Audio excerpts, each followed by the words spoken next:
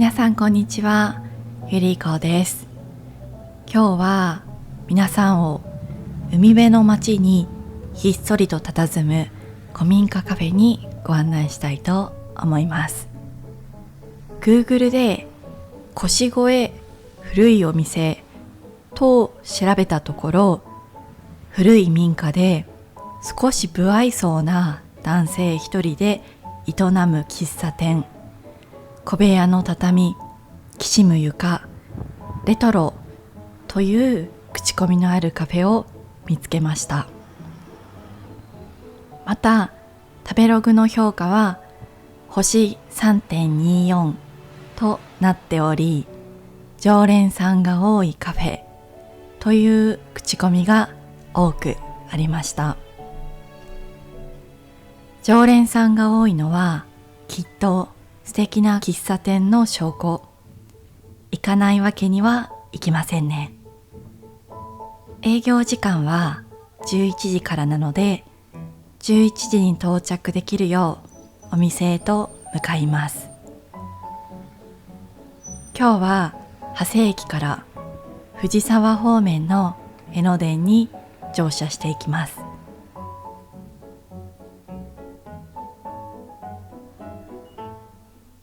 長谷駅は朝10時半の時点ですでに何人かの人でにぎわっています。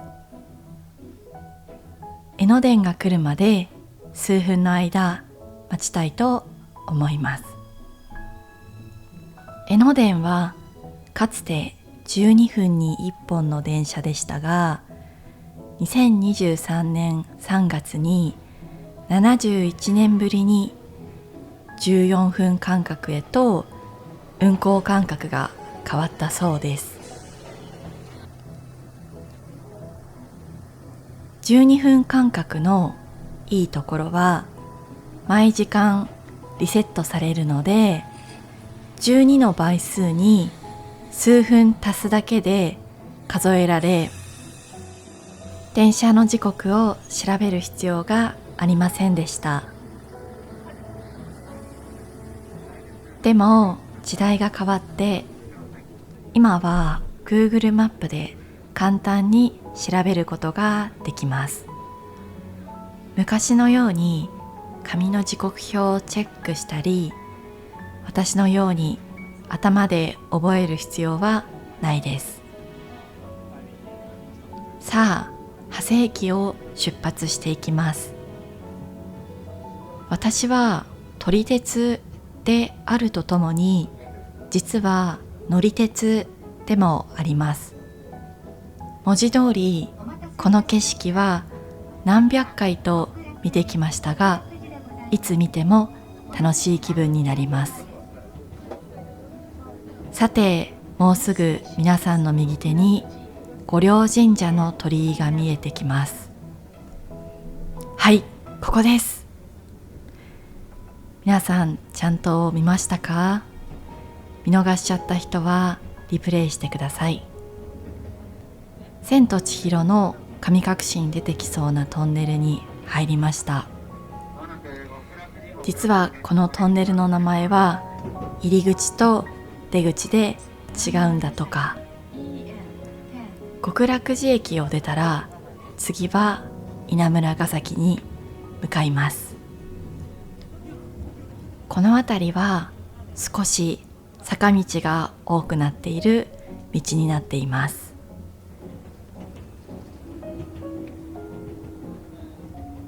さあ、稲村ヶ崎駅を通過したら海を通りながら七里ヶ浜駅に向かっていきます。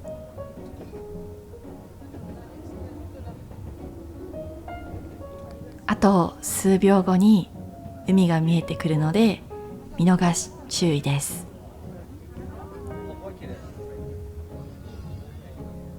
目の前に見える島は江ノ島です。そして気づきましたか？実は江ノ島の右手に富士山が少し見えています。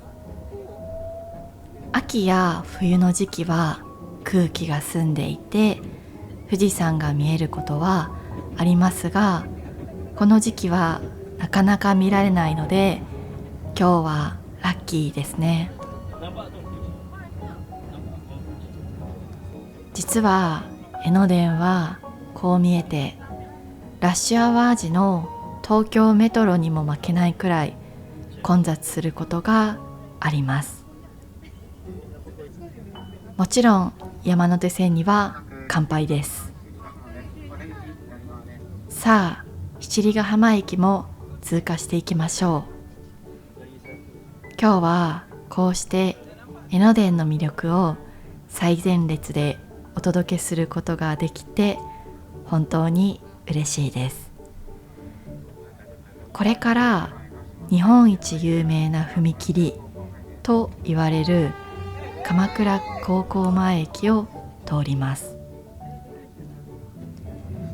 その前に江ノ電は単線なので、いくつかのポイントで上り列車と下り列車が交差する必要があります。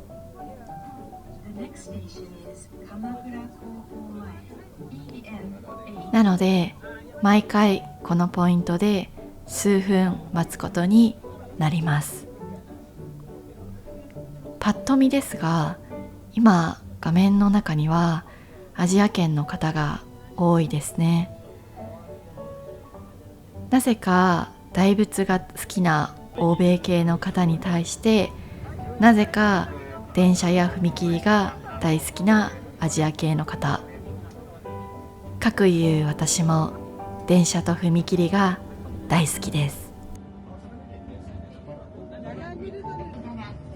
さて、越後駅にやってきました。本日の降車駅は越後駅です。越後駅は駅のホームが短いため、4両車両の場合ドアが開かない車両があります。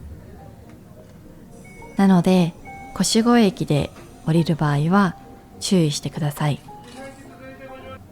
年に数回しか降りない越後駅にやってきました。今回行くカフェの場所を調べていきます。どうやら駅から徒歩2分ほど、近いですね。こじんまりしていて、どこか海町の雰囲気がするこの駅は、鎌倉っぽいといえばかなり鎌倉っぽい場所ですね。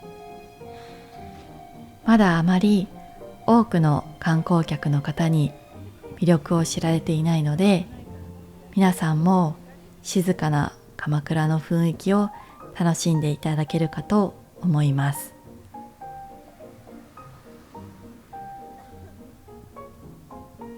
道を渡りたいと思います。この小さな小道を入っていくようです。ジブリ感があって好きです。ああ、今日も鎌倉は平和ですね。こんな民家が並ぶ場所にカフェなんてあるんでしょうか。右に曲がっていきます。お、ここが腰越コーヒーですね。すごくレトロでいい雰囲気。早速入っていきましょう。ここも靴を脱いでから入るスタイルのカフェ。確かに土足のまま入る飲食店は多いけど、靴を脱いだ方が床が汚れないし、建物自体もきれいに使い続けられそうですね。噂通り愛想のない男性の店長さんがいらっしゃいました。どこでも好きな席にどうぞと言われましたが、どうしよう。あ、こっちはトイレでしたね。どうしよう。この奥の隅っこの席にしましょう。席に着くと店長さんが水とメニューを持ってきてくださいました。普段笑顔 100% の日本の接客スタイルに慣れているせいか、少し緊張してしまいました。こうやって一組ずつ個室を与えてもらえるのは嬉しいですね。さて、どれにしようか迷ってしまいます。今の時刻は午前10時。スイーツも美味しそうだけど、やっぱり朝ごはんを食べるべき？そして金曜日は夜も営業しているようですね。結局私が選んだのは全部のせトッピングのホットサンド、そしておかわり自由のホットコーヒーでした。店長さんの雰囲気にはまだ慣れないでビクビクしていますが、このカフェの雰囲気は落ち着きます。置いてある本のチョイスが最高ですね。実はネットで見た記事によると、この日本家屋はもともとは大学のヨット部の合宿所だったそうです。そして店長さんは次のように語っていました。のんびり過ごしてほしいから、ソファー席同士の間隔も広めにとっています。なるべく制限をなくしたいので、ペットも OK ですし、持ち込みも OK。例えば、海で朝どれ地魚のフライを買ってから来てくれてもいいんです。おかわり自由なコーヒーだけでもすごいのに、食べ物の持ち込みも OK なんてすごいですね。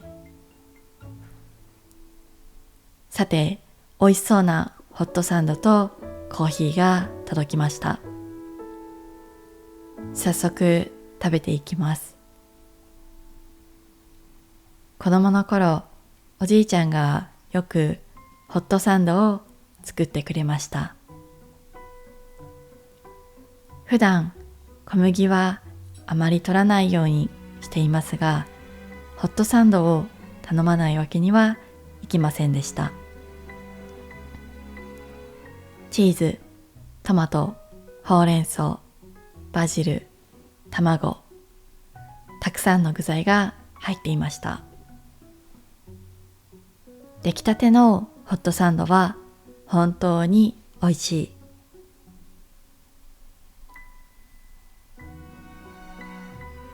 チーズも伸びますね。美味しすぎます。具材がたくさん入っているのは本当に嬉しい。お腹がペコペコだったので食べるのが止まりません。さて、コーヒーも一口。今日のコーヒー豆はブラジル産とのことです。程よい酸味、爽やかな苦味、コクもありますが、あっさりした後味。ホットサンドとの相性は最高。ミルクを入れて味変も。もう一つのホットサンドもガブリ。店長さんがおかわりのコーヒーを持ってきてくださいました。熱々のコーヒーは最高です。普段カフェに長居することってほとんどないんですが、本を読んだり仕事をしたり、気づいたらあっという間に2時間経っていました。さあ、カフェを出たら少しこの辺りを散策していきましょう。腰越は鎌倉の西側に位置する海沿いの町で、腰越駅から海までは徒歩数分で海風を感じながら散策を楽しめます。早速海を見に行きましょう。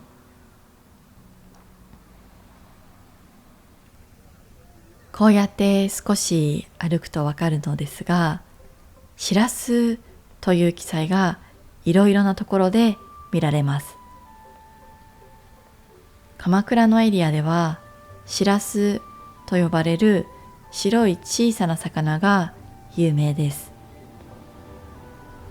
最近漁師の町の坂の下に引っ越したので知ったのですが、しらすは1月1日から3月10日の間は禁漁となっています。そしてしらすが一番おいしい時期は4月から5月中旬と言われています。いつかこの辺りの漁師さんのレストランに行って最高のしらす丼を食べたいですね。腰越はなぜかほとんど観光客がいません。確かにコンビニもないし、インスタ映えしそうなキラキラしたスイーツはありません。でも私は結構この街の雰囲気が好きだったりします。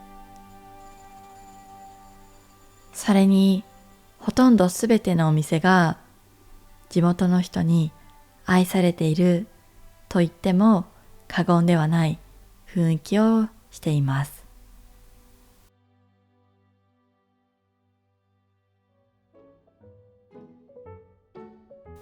今私が一体何を探しているかというと、もちろん電車です。せっかくなので少し待ちたいと思います。わあ、電車が来ましたね。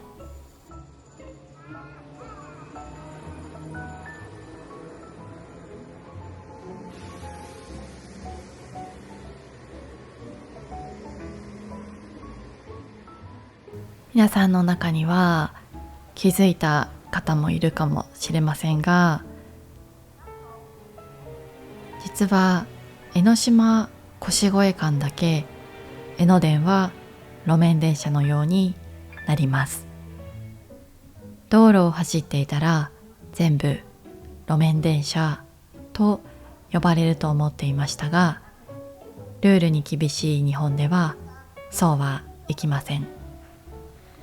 日本で線路を敷いて電車や列車を走らせるなら鉄道事業法、路面電車やモノレールについては軌道法と呼ばれる許可を得る必要があります。法律学科を大学時代専攻していましたが、日本の法律は難しくてよくわかりません。ただ江ノ電は軌道法ではなく鉄道事業法にのっとって運営されているため鉄道なのです。腰越駅から10分ほど歩いてきましたが、本日2つ目の目的地に着きました。寂光山龍光寺です。このお寺は日蓮宗の本山になっています。1271年に日蓮上人は鎌倉幕府を批判した咎で首切りの刑となります。刑が執行されようとしたとき、江ノ島の方から光るものが飛んできて、役人たちは目がくらんで死刑執行できなくなったと言います。そのためこのお寺は厄除け、延命長寿、災難よけといったご利益があります。こちらは本堂になります。何やら像があるので近づいてみましょう。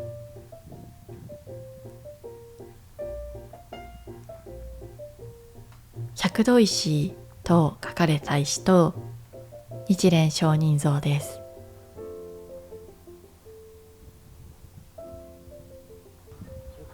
こんにちは。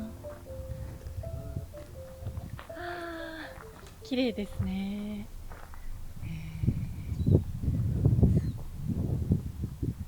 住職さんと思わしき方に話しかけていただきました。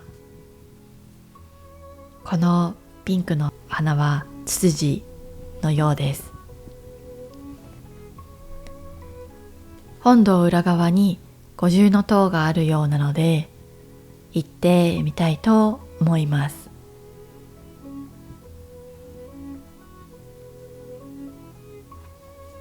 日蓮聖人について皆さんに簡単に紹介させてください。鎌倉時代は途中から自然災害や騒乱など世の中は混沌としていきます。そんな中、日蓮聖人は来世ではなく今を生きることの大切さを説き、法華経への信仰にその生涯を捧げました。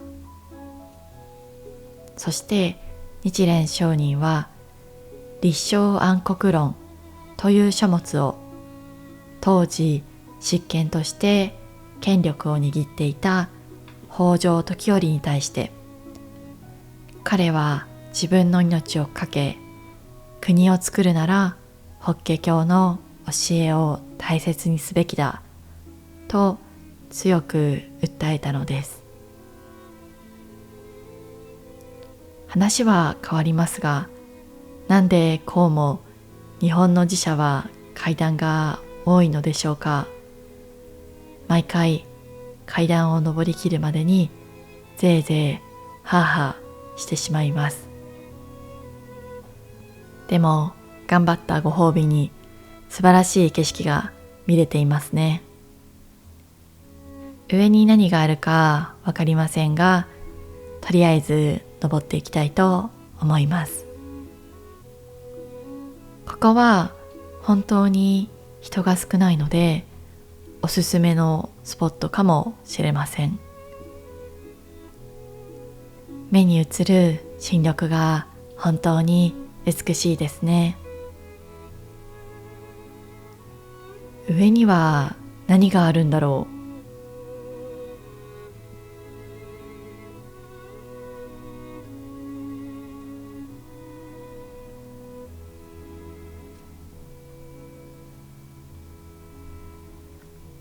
う。びっくりした。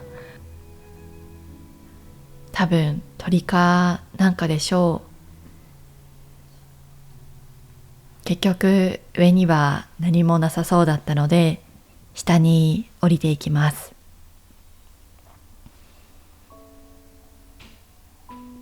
今日も鎌倉は平和です。